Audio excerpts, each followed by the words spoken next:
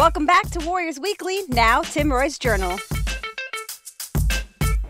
Welcome back to Warriors Weekly. Let's check our emails right now. We'll start with Sean in Hayward, and he wants to know about Steph Curry, the Warriors' talented young rookie guard, and that he hung out all summer with Chris Paul. What about that? What about Chris Paul? What advice did he give to Steph Curry about playing in the NBA? Well, Sean, we took our microphones to Chris Paul and asked him that question.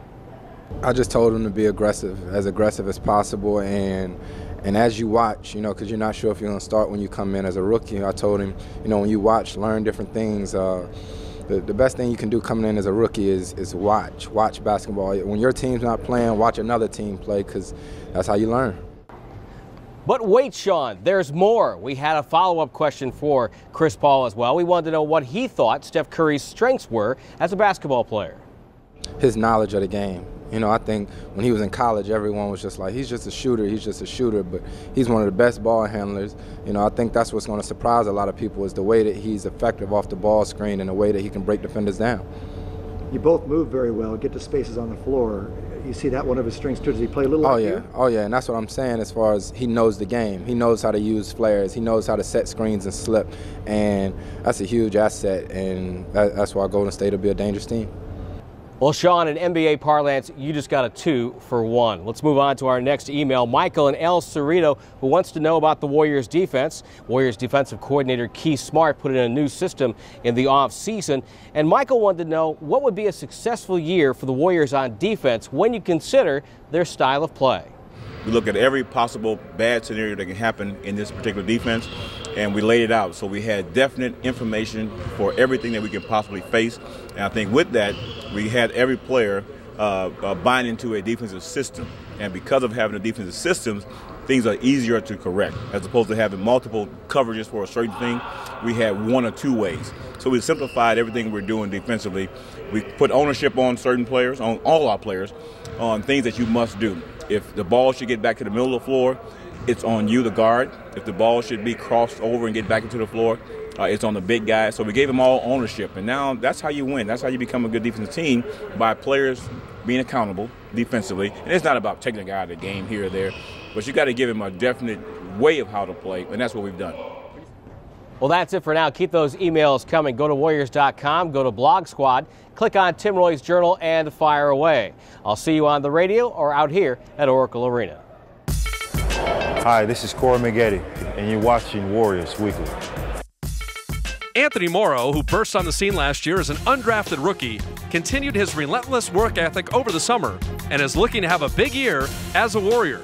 Here's Tim Roy for more in our Warriors profile.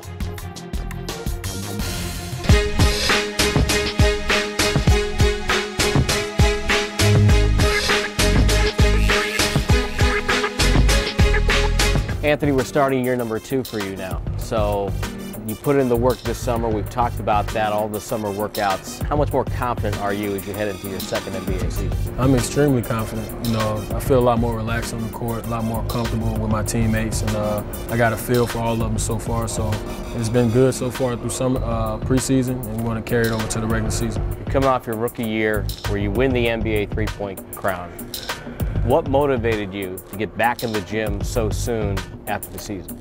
Just knowing that, I want to be the best that I can be, and I want to fulfill all my potential. I want to come in and be contribute on the team, whether I'm starting or coming off the bench. And, my trade is making shots, but also I know I'm a better player than just making shots, and I want to continue to show that. How much easier was it for you in the summertime to have Anthony Randolph there working with you? It was great. Me and Ant, kind of established a chemistry my first year in summer league. So it's something we've just been building on and growing a friendship. And we grew very competitive. We play one-on-one all the time, man. Usually somebody ends up bleeding. So it's good having a guy like that around. How much competitiveness went into the fact that he gets 40 in the summer league and then you come out and get 47? Well, we didn't really talk about it until, I started closing in on his record. I told him I was going to break his record, and he wanted me to. So, that's something we've been together all summer, and, it really showed through summer league how much we've been working. Where do you see the future for you and Anthony Randolph? Hopefully, we'll be a huge part of the future of this organization. We 2 young guys that really like to work hard and really enjoy playing basketball and really enjoy being around each other. Now, you had a three-pointer in your last 41 college games. You led the all-time record for free throw shooting at Georgia Tech belongs to you. You were the top three-point shooter in the 07-08 season in the ACC. Why do you think you fell below the radar when it came to the NBA draft? I think just because there's so many, it's so competitive. The draft has a lot of different factors that goes into, how guys are picked. And I think, with me coming out, I was a good player, but nobody really saw that I could excel on this level. So it was a thing that I had to take advantage of my opportunity. I did that in the summer league, and I want to continue to do it. Last season I did, and I just want to continue to get better now. There's another player from Charlotte now on the Warriors, and Steph Curry. And I guess you guys actually played against each other one year in high school. Yeah, we did.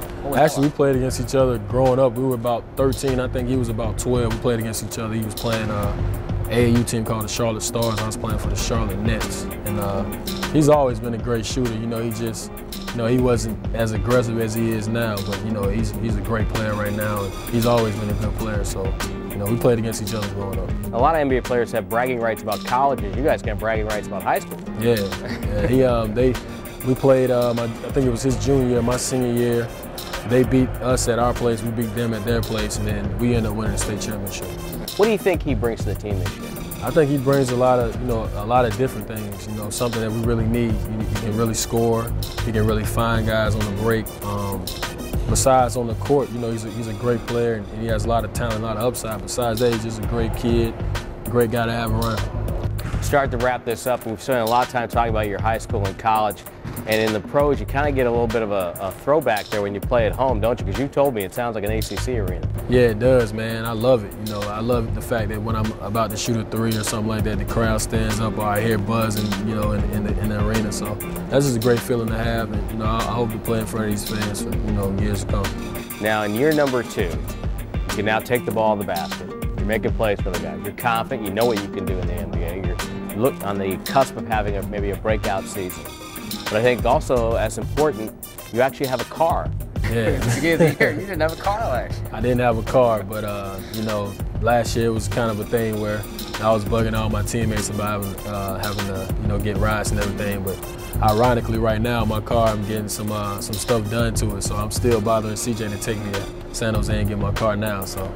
But you owe him a bunch of rides already. Yeah, I do. He's trying to charge me money for rides now, so I don't blame him. What kind of car is it? A Dodge Challenger. And why the Dodge Challenger? I like muscle cars, I guess, being from the South. A lot of guys say, you Southern guys like muscle cars, so. So maybe after the NBA, NASCAR? Is that what we're talking about? I don't know, maybe. We'll see. I don't know. Anthony Morrow, thanks for the chat, and best of luck as you head into year 2.